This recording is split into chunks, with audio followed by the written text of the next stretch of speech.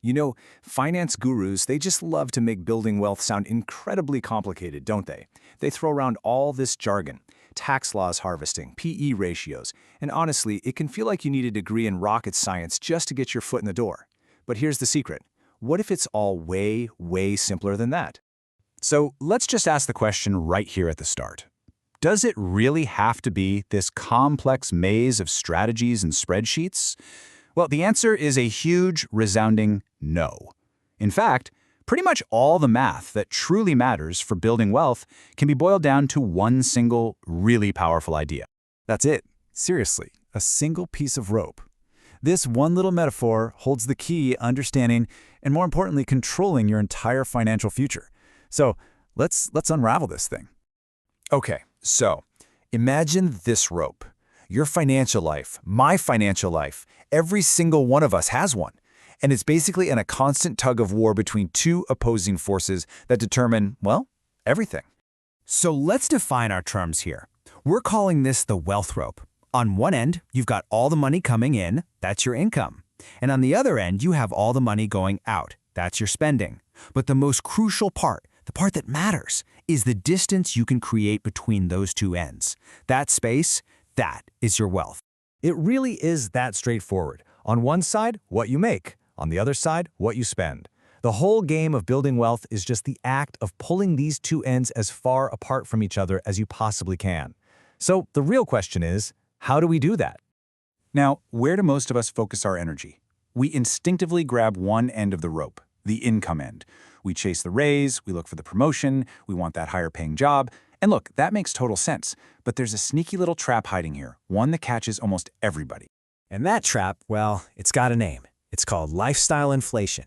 It's that all-too-human tendency to let your spending rise right alongside your income, which completely cancels out all your hard work.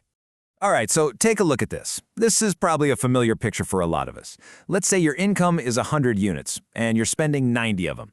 So you've got this little gap of 10. That's your savings. It's something, but it's a tight squeeze. Then, bam, you get that raise you've been working so hard for. You're feeling good, right? But what happens next? Well, for most people, this is what happens. Your income shoots up to 120, but your spending just quietly follows it right up to 110. So what's the gap now?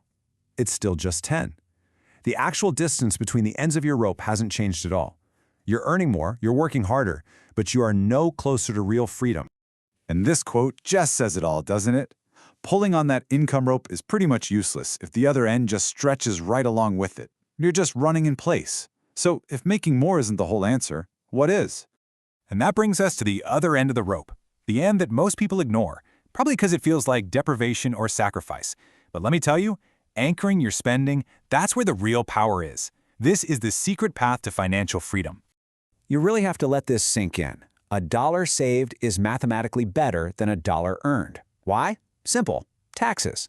That dollar that's already in your bank account, you've already paid the taxes on it.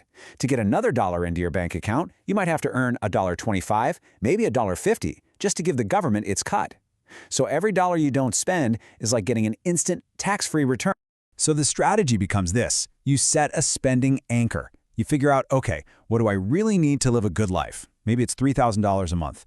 And you hold that line. You drop an anchor right there, and you don't let that end of the rope move. That number, that becomes your new definition of freedom. And this is where it all clicks. This is the big aha moment. Wealth isn't found at the income end of the rope, and it's not found at the spending end. Wealth lives in the gap. It's built in the space you create between the two. We can call this gap your investment capacity. And think about it this way. Almost all of your income already has someone else's name on it, right? It belongs to your landlord, the grocery store, the phone company. But the money in the gap, that's the only money that's truly yours. It's your army to command and put to work for you. So how do you actually do this? It's a really simple two-step strategy. Step 1, you anchor your spending floor. You lock that number in. Step 2, with that end of the rope totally secured, you go crazy on the other end. You pull on that income ceiling with everything you have. This is your 5 to 9, your side hustle, your new business, climbing that ladder. Because now, every single extra dollar you earn goes straight to one place, widening that glorious gap. And when you do this consistently, something kind of magical starts to happen. The gap gets so big that it develops its own momentum. It's like it creates its own gravitational pull. I mean, just look at this. Your income is now up to 150, but because you anchored your spending, it's still down at 90. Your gap isn't 10 anymore, it's 60. That is a life-changing difference. You're not just saving a little bit anymore. You now have serious capital to put to work.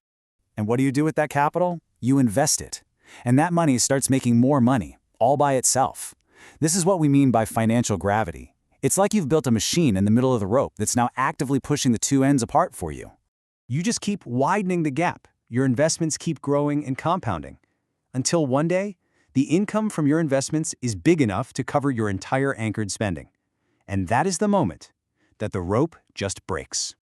And that's it. The tension is gone. You are free. Your income is no longer tied to a job because your wealth, that massive gap you built, is generating enough money to support your lifestyle forever. That right there is the end game. So that's the whole thing. Forget the confusing algorithms and the fancy jargon. Building wealth is about this one simple picture: pulling your income up while holding your spending down, all to make the gap in the middle as wide as humanly possible.